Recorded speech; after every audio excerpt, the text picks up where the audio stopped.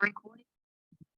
All right, so this is the microscope, and this one's made by a company called Amscope, and they make relatively cheap but pretty solid microscopes.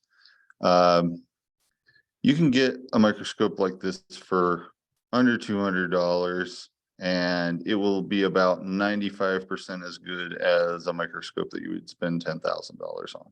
So it's not, the more expensive ones are a little bit better, but it's a fairly simple device in a lot of ways, and there's only so much you can do to improve it.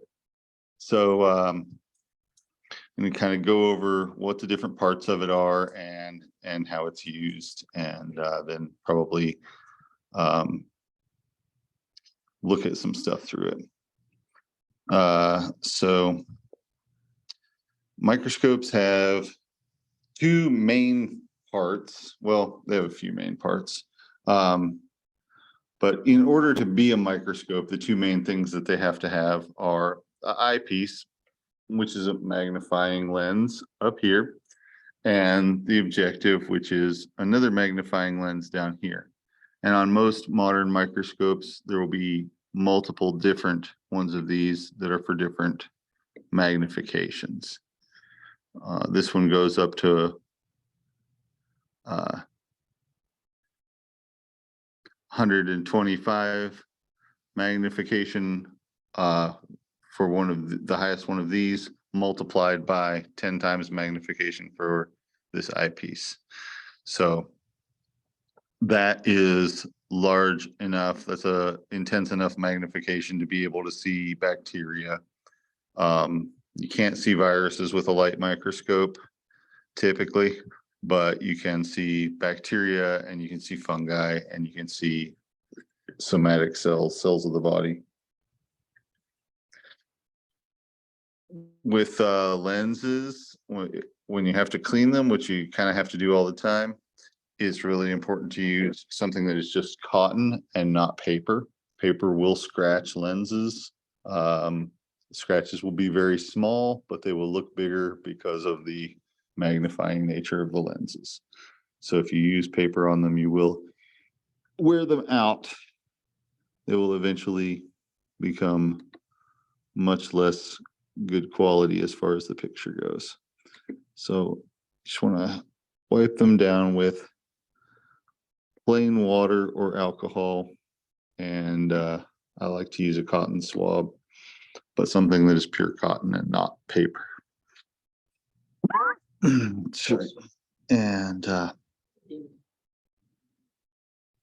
so then the other thing that most microscopes will have is a source of illumination.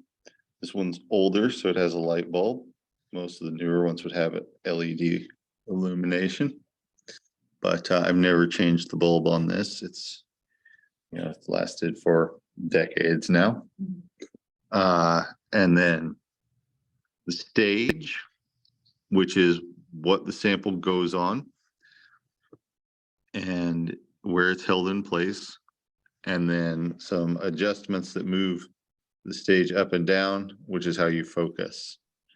And then on a good microscope, on the quality of microscope you would want to have for doing any sort of assessment related to anyone's health, you want to have a mechanical stage that allows you to move the sample tiny amounts using these little knobs. This moves it forward and backwards. This one moves it side to side. There's a little clip that holds the slide in place.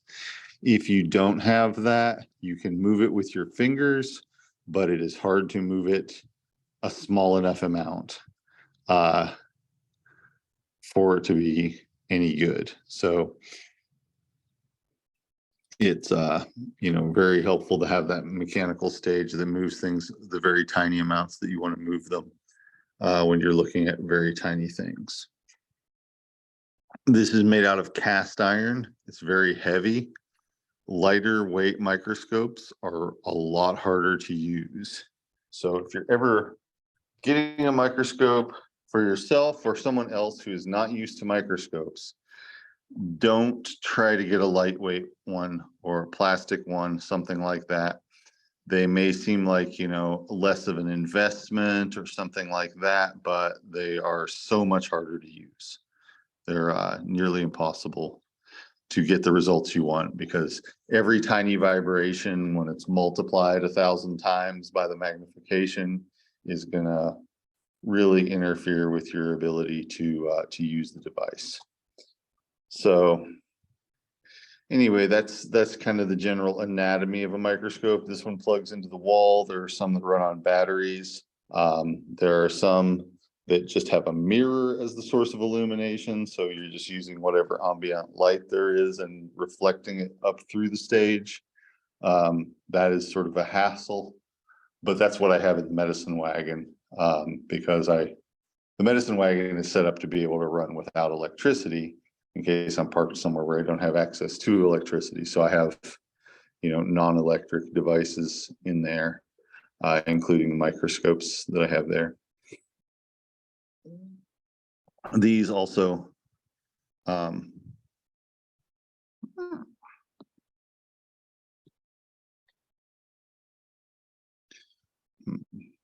do it one-handed very well, but these come off.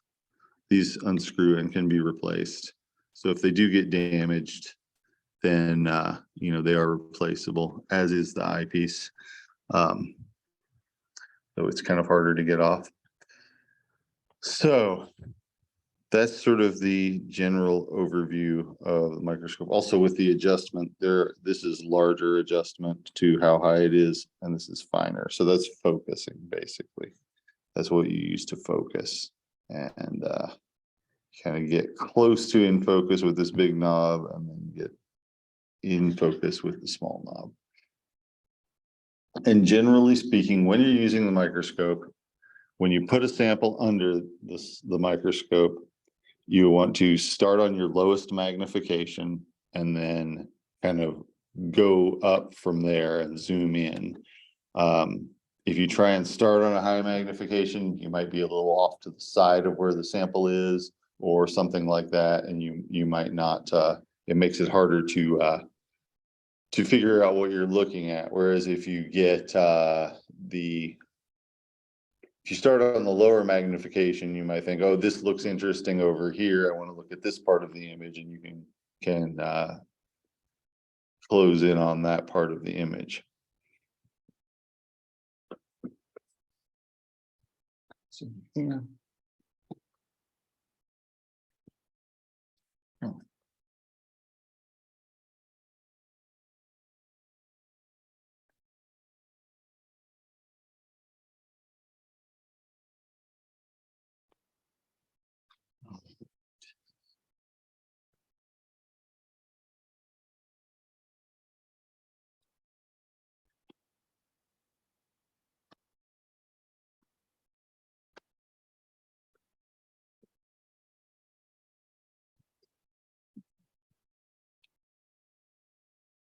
So this is a slide, and it goes on the stage and clips in place. And the idea behind a slide is that you put whatever the sample is that you're looking at on the slide, and then you can take it off and throw it away, wash it, whatever, afterwards.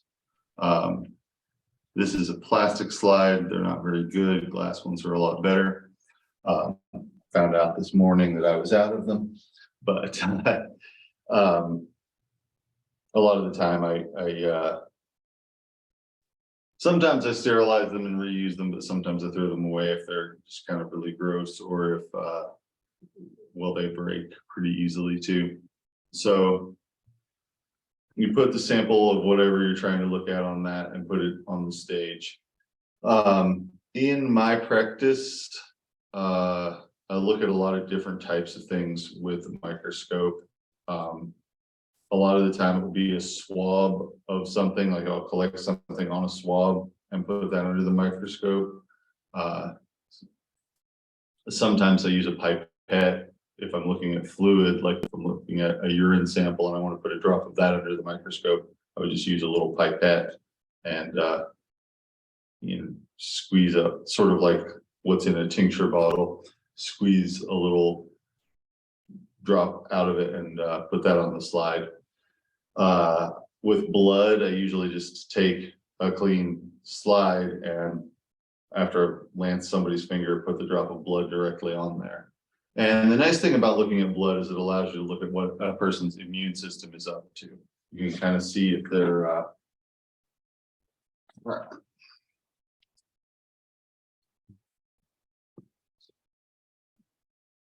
you can kind of see if their red cells and white cells are there in the proportions that they should be.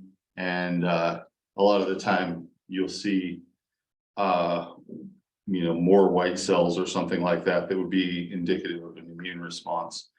There is a lot of absolute mistruth out there about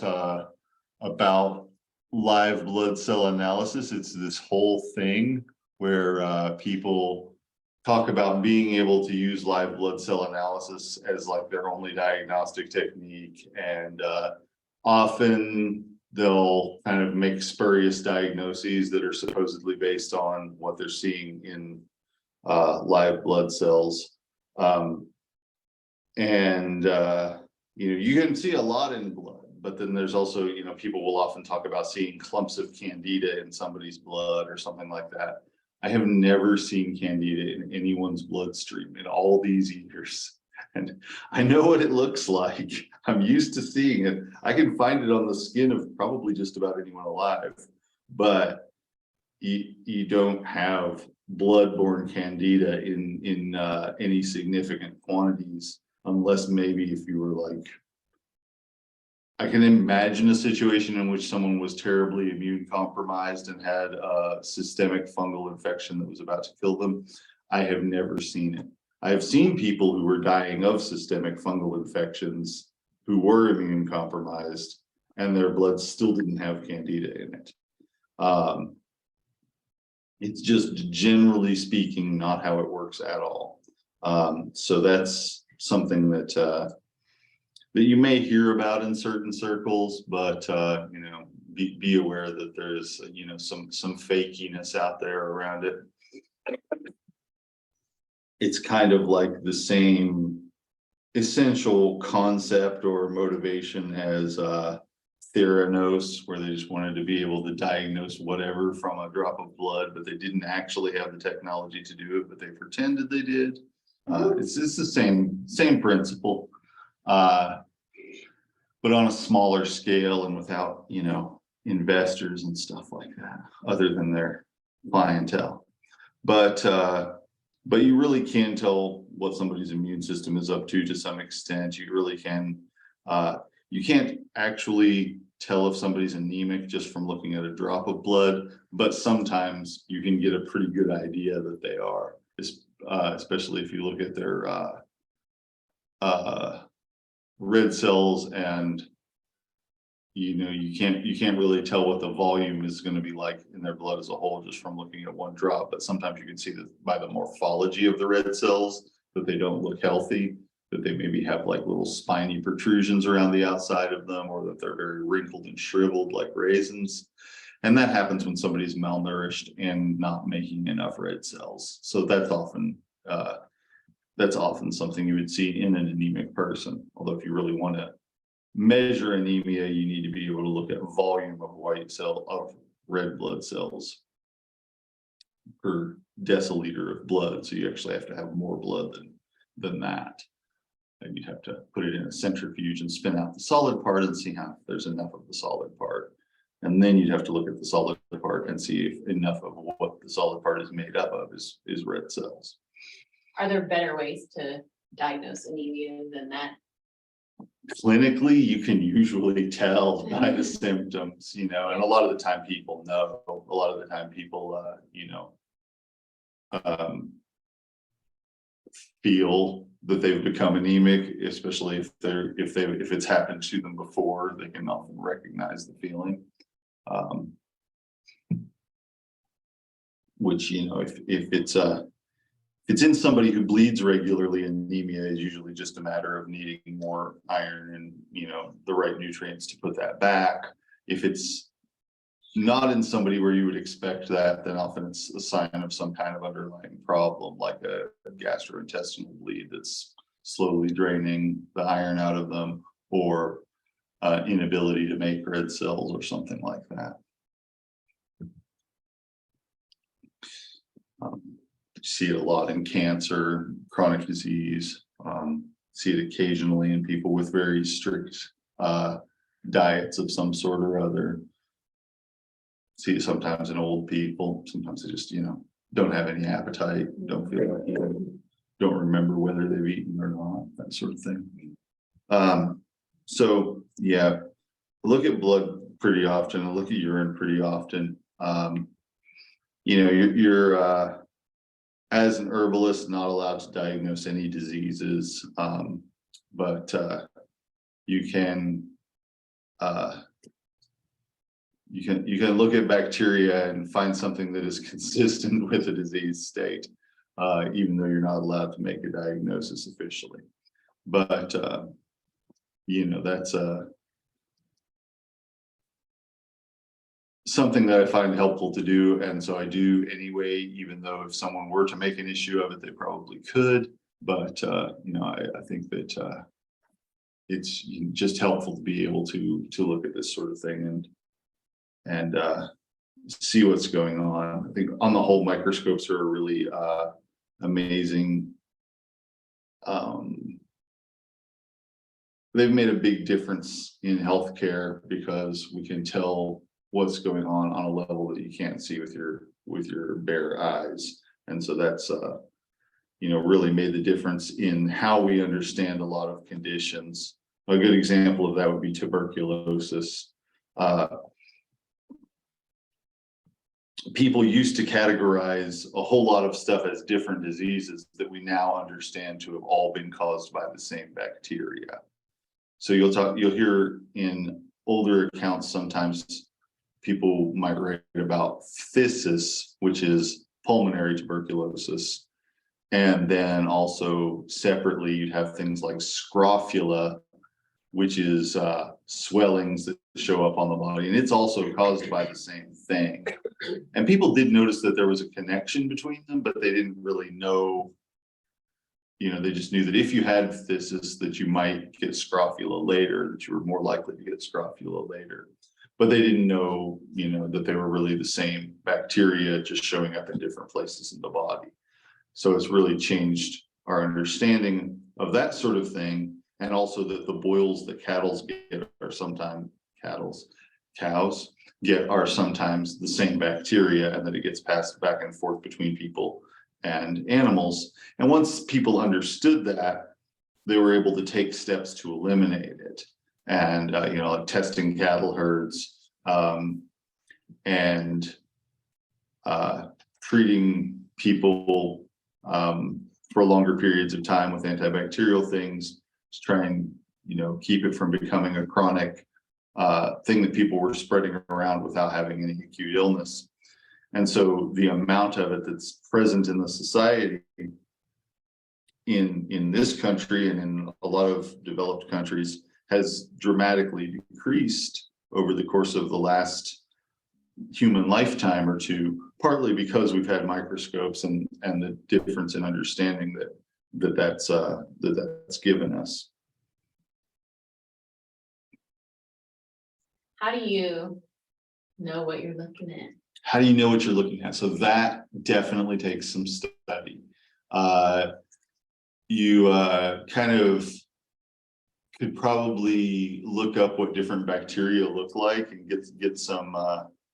There are a lot of images that people have published in textbooks and online and stuff like that you can compare what you're seeing to, and that's a good way to kind of familiarize yourself with it. But at first you do want to allow that, if you're new to the process, that something you don't necessarily want to say this is how it is when you're looking at it. You want to say this looks like this, Right. Because you don't necessarily know for sure. And even in my case, I might look at something and say, I'm looking at urine and seeing some rod-shaped bacteria that are consistent in appearance with E. coli. I don't necessarily know that they're E. coli without doing a bunch of weird stuff to try and eliminate, does this stain them, and does, you know, and we're not gonna get into all that, but you know, you can tell that it fits the picture of Something this, there that doesn't belong. even though you don't necessarily know exactly what it is. Do you have any specific literature or anything that you recommend on learning that, or just simply kind of Googling things? Yeah, you can pretty much Google stuff and look at the images there, and you'll actually get better results than you would get from a lot of textbooks and things like that, because it's just so much easier for people to publish their pictures to online than it is to publish them in a textbook or whatever. You get the textbook and you'll get 3 or 4 pictures, and if you go online, you'll get, you know, an endless supply. Do you have trusted sites that, 'cause I know sometimes I'm like wary of. Usually the sites that I trust are ones that are like affiliated with some kind of an academic institution. Okay. Those ones are usually, you know, reliable. Okay. All right, so I'm gonna do a cheek swab. I'm gonna look at that under the microscope, and I'll give you a chance to look at them, and I'll give you a chance to look at them too, at what we're seeing, and kind of, you know, hopefully won't see anything too interesting. But everybody has oral bacteria, so we'll probably see some of that, and there'll probably be some somatic cells as well. And so look at that and see what we see. Bad day not to brush your teeth, but. Actually, probably a really good day. Get to see much more interesting, higher counts of bacteria. See blood. I was just thinking what's under the foot. Ooh, yeah, We can do blood. the bottom of the shoe. What kind of cracks in there? Nerve alert.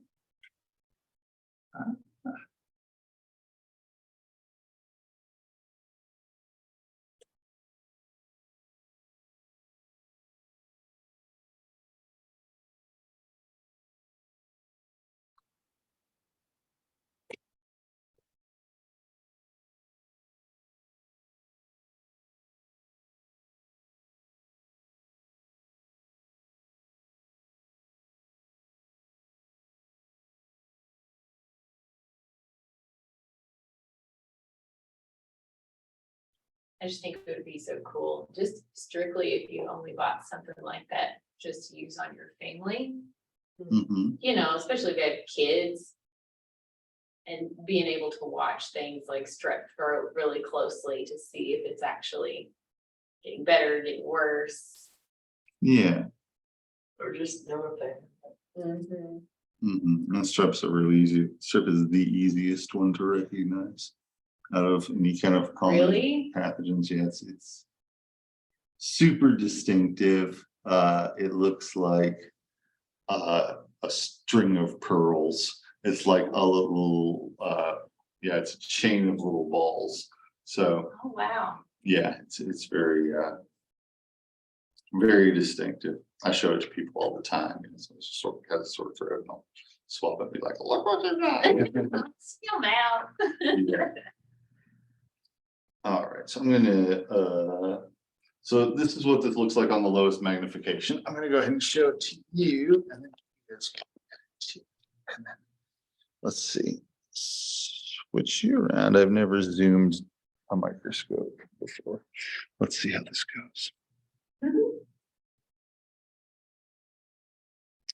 All right, so in this situation, what you have here are just, whoa. At this magnification, this is at the lower magnification, you can just see these are just epithelial cells. So they're the cells that line most of the surfaces in your body, really, but in this case, the inside of my cheek. And they're squamous epithelium, which means that they're basically like scales. People have scales just like snakes do, but our scales are a lot smaller.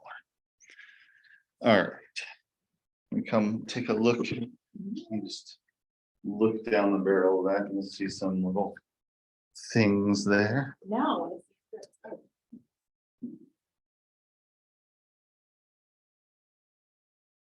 You see a light background with some kind of shapes on it, like little flakes of stuff.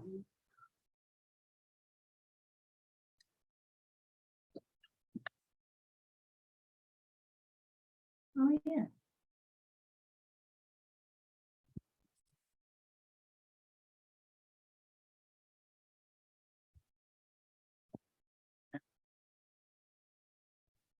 Yeah.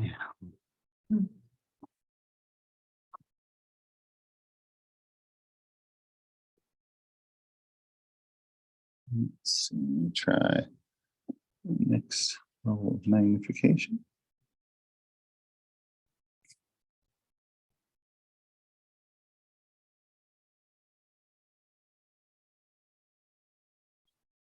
I know I can't explain on my nose. Nothing's going on my ear.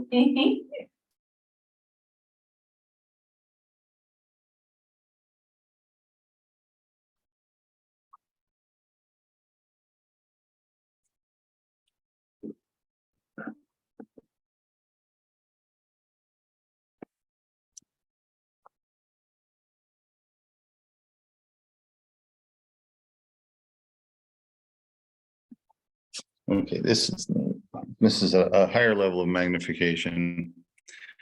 And that doesn't look like it.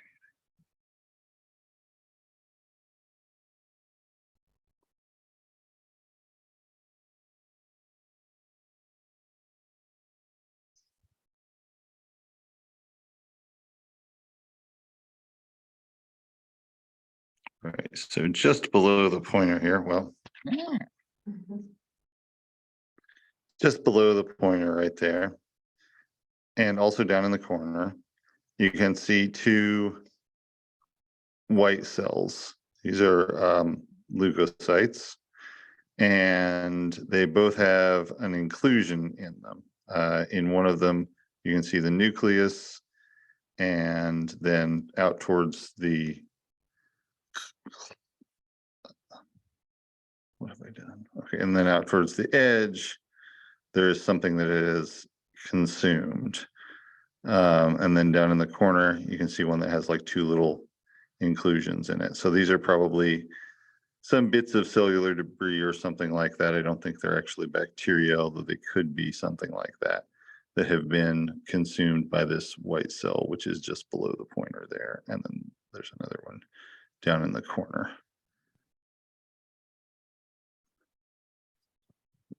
Look at that.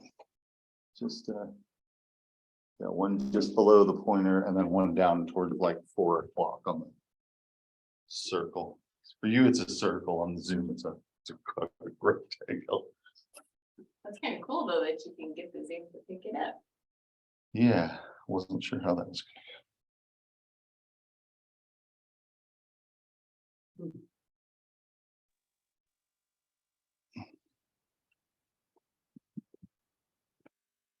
Were you able to see that, Rachel? Yes, thank you. Okay, good.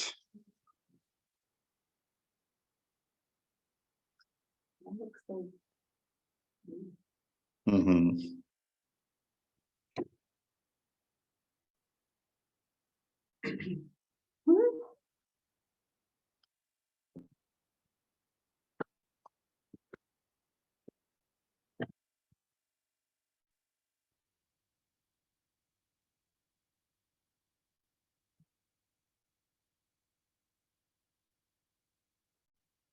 So when you're looking at something like urine, you're looking for E. coli, right?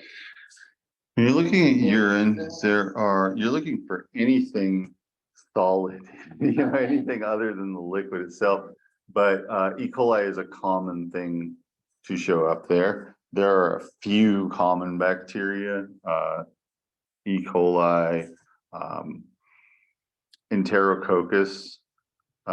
E. coli is rod shaped, Enterococcus is ball shaped. There's one called Proteus, which is sort of like a little tiny blob and it moves around. So those are all common things to find. And then there are lots of less common things to find too. So with like urinary tract infections, the most common thing you would see in that would be in E. coli, right? Like Yeah. an excessive amount of it. Yeah, really, any of it Yeah, I is don't- not right. There Okay. shouldn't be any, but a little bit. If you see one or two in a high powered field of view, that's not necessarily significant. If you see more than that, it probably is. And sometimes you see thousands, sometimes you see lots and lots of them. Cool.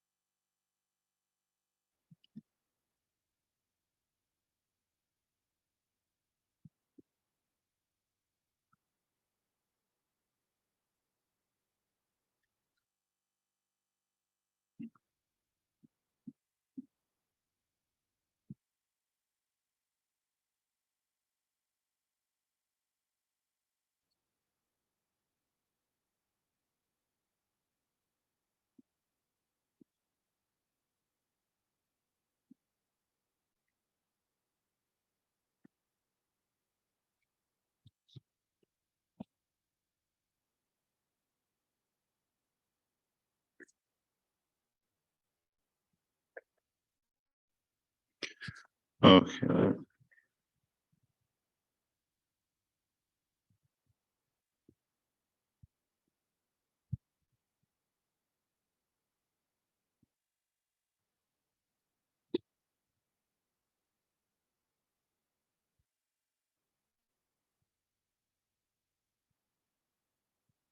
As you can see bacteria, and they don't really look like these little dots.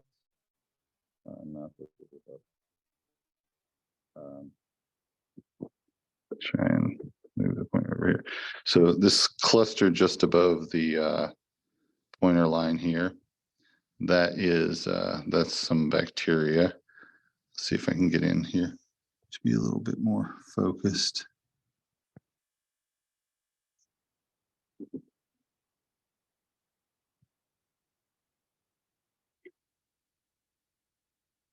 Okay, so just to either side of the pointer line in this, there are a couple different just sort of dots. It might look like bright spots, brighter spots. Those are the bacteria, and those are just kind of normal oral flora. You can see one that's off to the side of the pointer. That's sort of a double one. That's about midway down the pointer and a little ways off to the side. You'll often see bacteria like that. Some of them are just single cocci, single round balls. So that's about what bacteria usually look like at the highest magnification you can get to. So they don't look like much. Anticlimactic. Kind of anticlimactic, but yeah, they're significant, even though they don't look, they're not much to look at.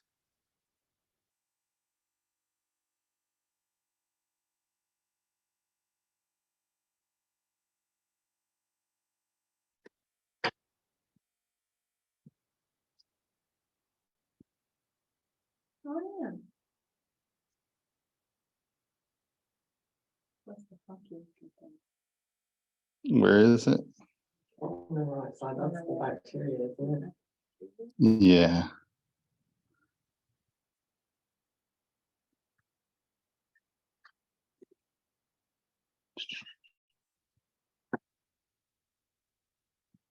All right. So, question is, how did I come to work with microscopy in my practice?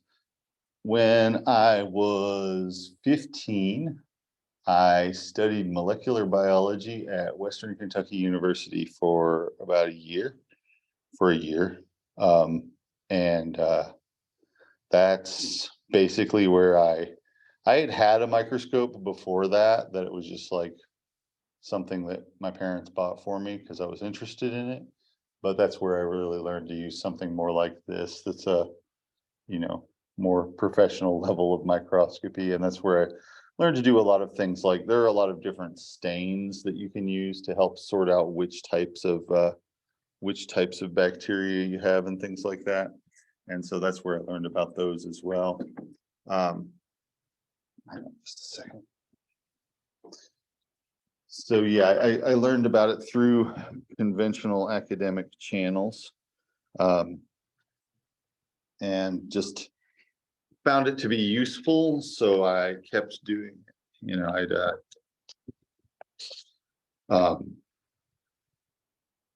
kind of at that point, I wasn't really seeing patients on my own yet. I'd done a lot of helping my dad, working with herbs and gathering herbs and making medicines and things like that, but I hadn't really started seeing my own people at that point.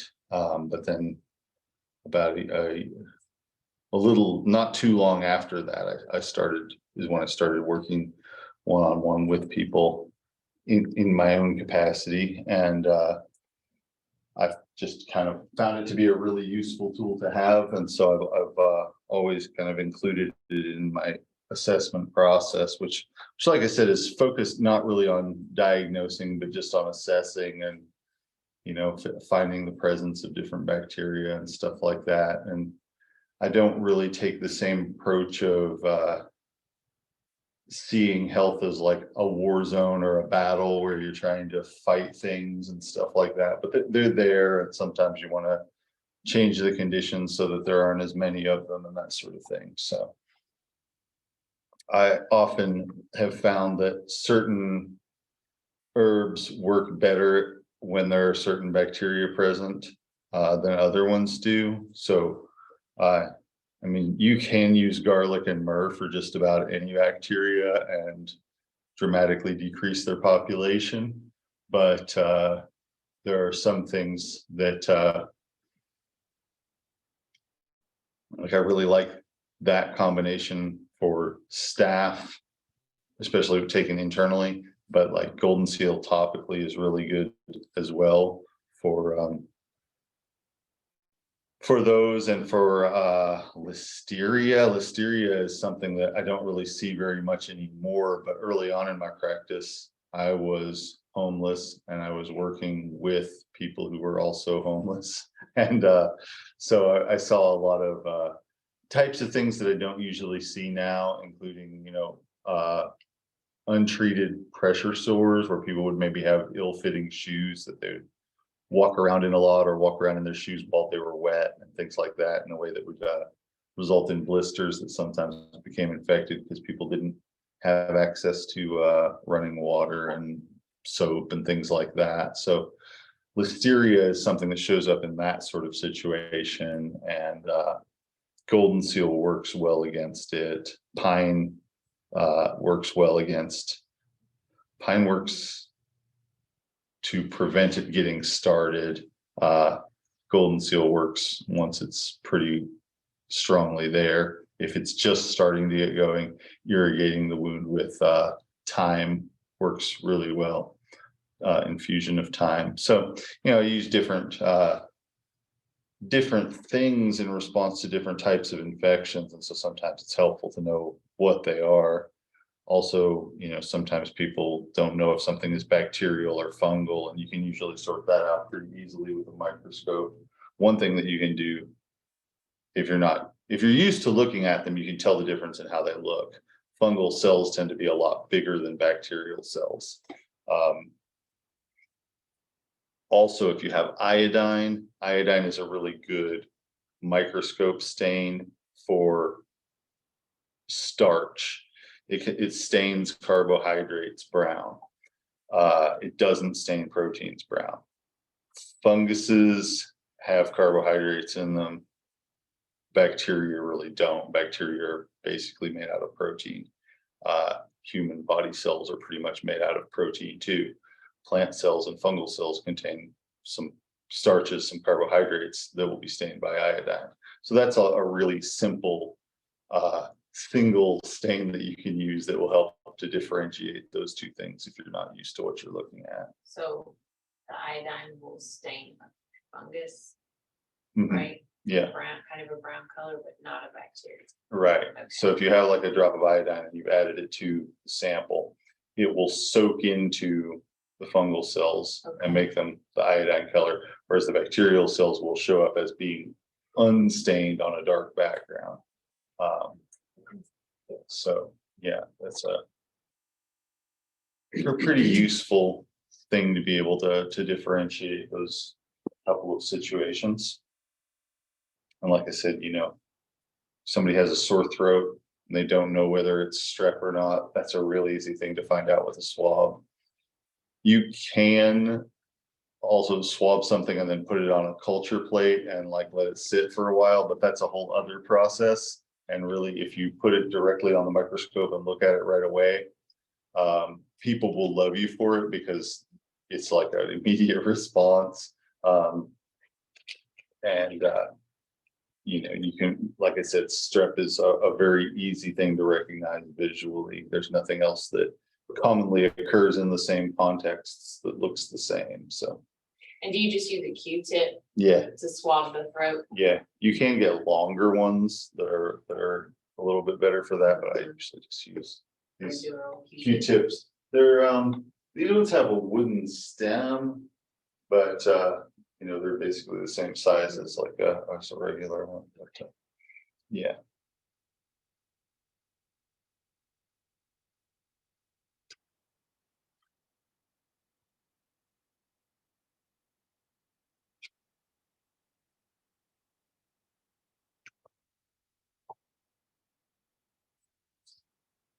Some other herb pathogen combinations that I've found. Well, let's see. What else have I used? So I really like tarragon. I really like the artemisias and also lobelia for spirochetes. This spirochetes would include Lyme. Lyme is the main one that you would see on any kind of regular basis. Once every few years, I'll see somebody with syphilis, but it's not very common. And well, it's not that uncommon, but I just don't see it that much. I posted a video to my Instagram that made several years ago that actually has it's actually a video of syphilis moving around and trichomonas also moving around in a urine sample on dark field microscopy, which is a different illumination system where you see the microorganisms as bright objects on a darker background.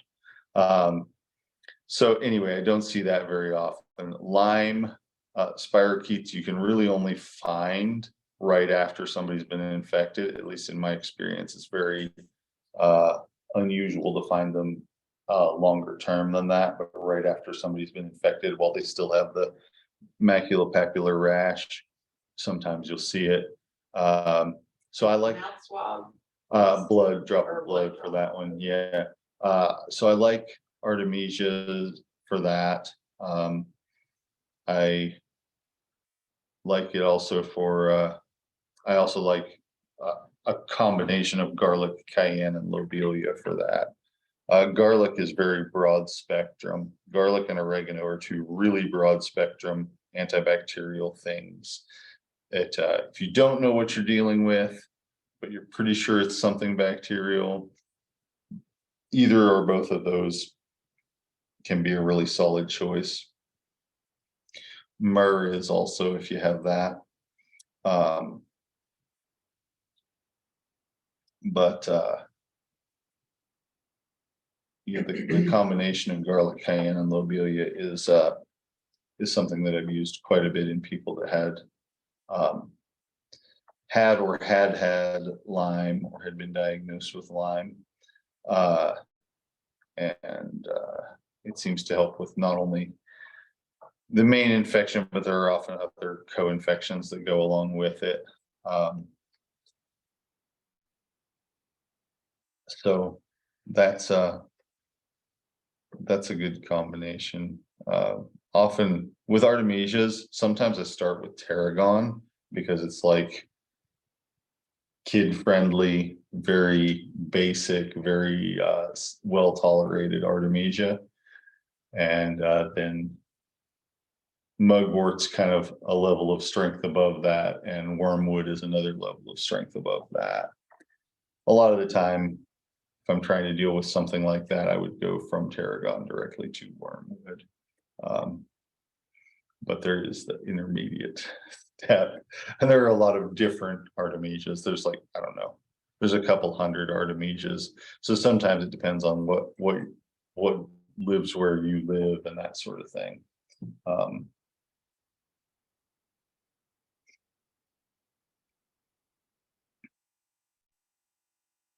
So for Lyme, someone who suffers from it on and off, would these things also still be beneficial, or is this just after the initial? Sometimes I usually do them and then do some other stuff along with them for whatever the symptoms are, whether it's supporting the nervous system or supporting the endocrine system if they're fatigued and having metabolic things and stuff like that.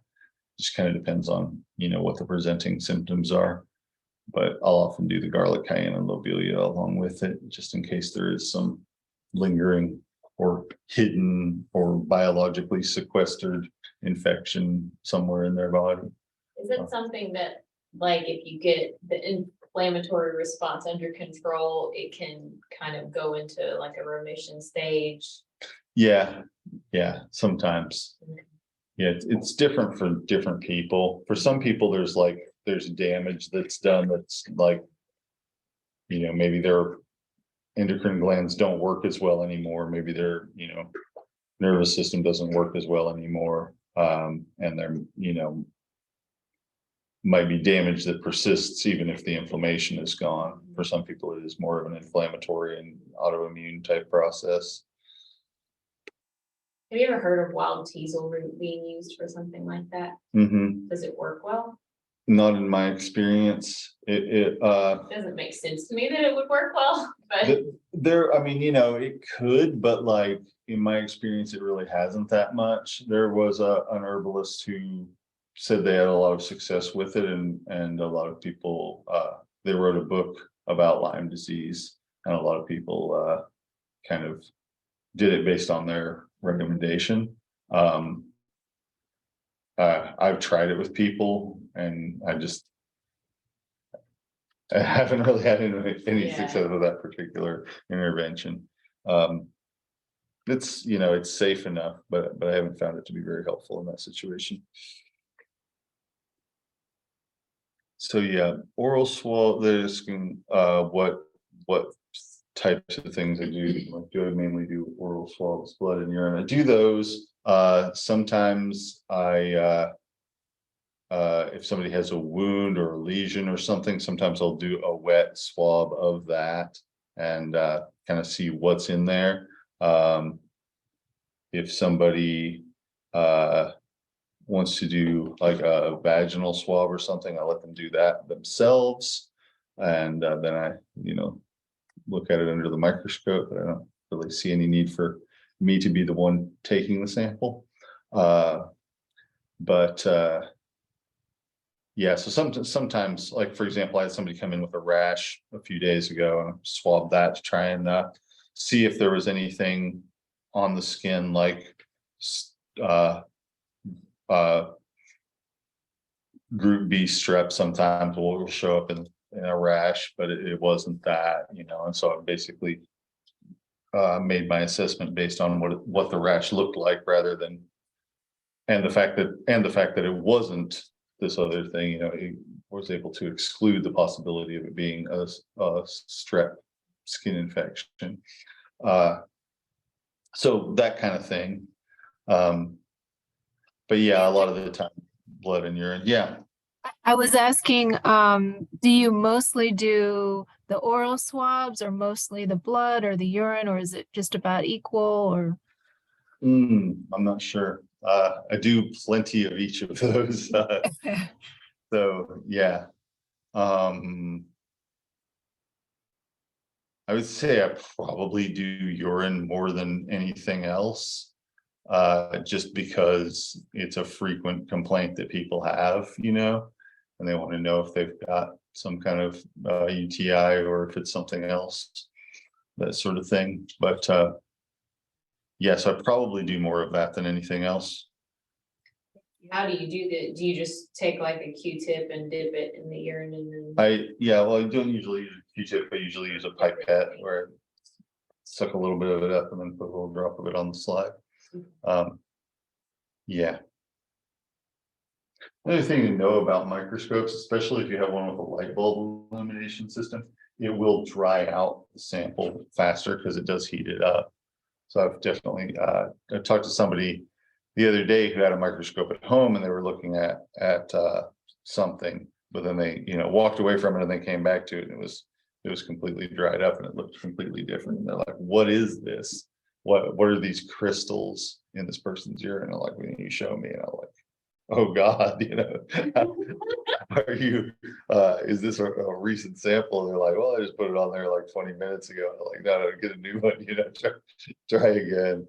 Because it looked What's wrong with this person? it looked like there's, like already crystallized stuff coming out, which can happen, but if it were that much, if it were as much as it looked like it was on that, it would be very bad. But it wasn't at all. It wasn't what was happening.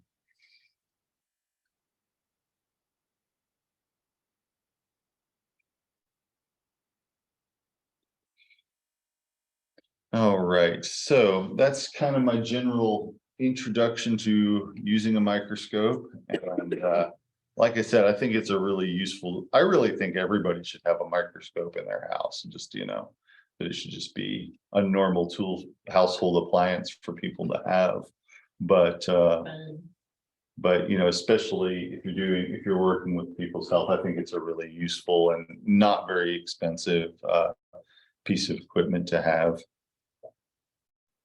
Again, you know, you have to avoid the very appearance of guilt as far as the possibility that somebody might think that you're diagnosing disease or whatever. So, you know, that's important to be aware of, but I do think that it's really helpful and really does lead to better outcomes for people that you're working with to be able to have that additional insight into what's going on with them. How do you take your blood samples? I use a 33 gauge lancet, which is the smallest kind that you can get, and it just pricks somebody's finger usually. Oh, And, okay.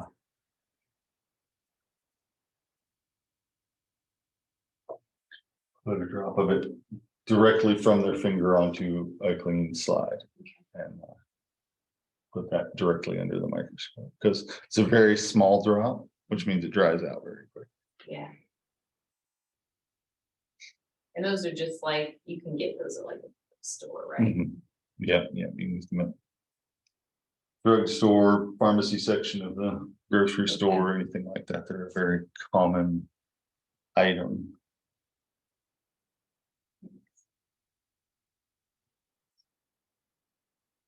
All right, so I was planning on taking a break till about 2, and so about 45 minutes or so, and then I think we have one more person who's planning to join us at that point, and we'll go over and look at some habitat near here, see some plants and stuff. All right. That's not live streamed, right, Andrew? The walk I am gonna do that, yeah. live? What? You're doing it live? Yeah, I was planning to. Oh, okay. All right. Yeah. I'll be there. Okay, see you soon.